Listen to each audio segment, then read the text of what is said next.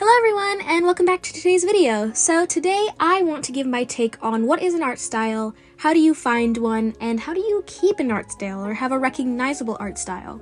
This has been a topic in the art community for a very long time, and if you missed my video last week, I totally suggest you should check it out. I'll leave it linked in the description. It was about opposite art styles and how I accentuated my art style to be either more boxy or more shapely or more round. I used different colors and different shading techniques. How I even did my line art came down to how I did a different art style. So I want to talk to you about what makes an art style, and as you're watching the speed paint here of my father-daughter duo, make sure you subscribe. I'd really appreciate it. So, an art style, what is it? If you're new to art, or maybe you're a seasoned artist, this may be a term that is either very familiar or sort of odd to you. An art style, in my opinion, is the defining characteristics that an artist use in order to make their work recognizable, whether to themselves or to an audience. An art style is basically how you draw. Fundamentally, a lot of art styles bring it down to, for example, stylization, how you draw eyes, how you draw bodies, how you draw hair, even down to the way you do certain things and you sketch certain ways. That all counts as an art style.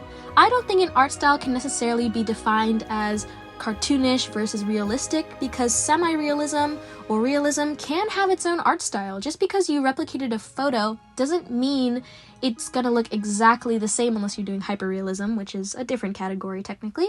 And the way you do certain brush strokes or you decide on your color palette all ties into your art style. So how do you get an art style? Well, I think one thing that the art community sometimes fluctuates on how they decide an art style is, should you learn the fundamentals first or should you do an art style first? I think it depends. I think if you're drawing as a hobby, if you're drawing for fun, I don't think learning anatomy and how to do a proper composition and perspective is necessarily the biggest thing you have to focus on if you're drawing for fun. Yes, those things are great if you want to improve and you want to constantly be learning, because that's what art is about. It's constantly learning and growing and being creative. But it's being creative. I don't think that you should feel pressured to learn all these lessons. In fact, I believe art is one of those things that is allowing you to have creative freedom. So if you don't necessarily want to learn a fundamental, I don't think it'll make or break your art career. But on the other hand, if you do want to constantly improve, if you want to be able to draw quote-unquote masterpieces, which, by the way, anyone can draw a masterpiece no matter what stage or age they are at in their art journey. But if you want to be like the greats and you want to know how to perfectly composite a color palette or know how to do three-point perspective or be able to draw shoes or hands really well, I think learning the fundamentals can be very beneficial. And I think and encourage anyone to at least attempt it once. Even if your studies aren't super professional, I suggest going on websites like Line of Action and just drawing people and places and things. Going outside, drawing your friends and your family, drawing objects in your room that you really like. Honestly, art styles can be anything. They can be super flowy, they can be rigid, they can be boxy, they can be round. Art styles vary so much, and it's not just about the shape.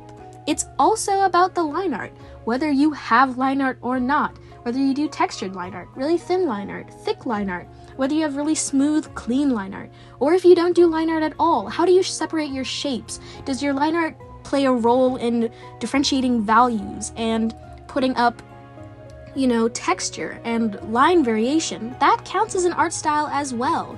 And it also, in my opinion, depends on the medium. Some artists are really sold into digital art, and some artists are really sold into traditional art, and I think which one you end up doing more, or which varieties you end up doing the most, make an art style.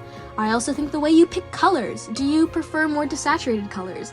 Do you prefer very pastel colors? Or are you in the middle? Do you really like to use monochromatic and then color over top? Or do you just like to use a bunch of gradients?